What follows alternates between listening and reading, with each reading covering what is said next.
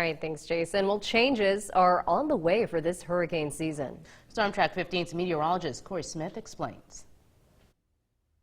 Just this week, the World Meteorological Organization Hurricane Committee met. They talked about retiring names of previous systems as well as the future of the naming of tropical systems. So let's break down the changes that are being made. First off, the retiring of several storms from the last 2 years. The reason for this, well, the pandemic offset last year's meeting to this year, so this is now covering 2019 and 2020.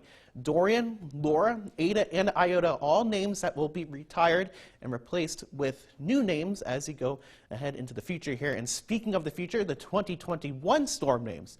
Pretty normal list here. We have our typical A through W, but if we get through this list, there's going to be a little bit of a change. Normally, we'd go over to those Greek names just like we did last year, but that is now changing. In fact, we're no longer using the Greek alphabet for storms past our typical list. That's going to be replaced by a supplemental list of names that you can see right here. And if any of these need to be retired, well, they'll just switch out individual names, but this list will remain the same from year to year now.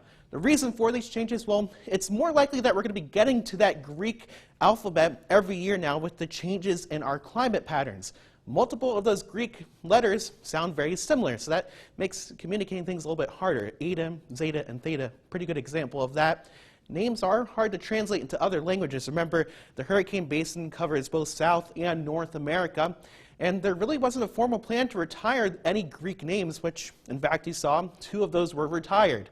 So in other words, it was all in order to make communication just a little bit better going forward. We'll have more updates on the upcoming tropical season over the coming months, so make sure you guys are tuning in from that. But from the studio, I'm Storm Track 15 meteorologist Corey Smith.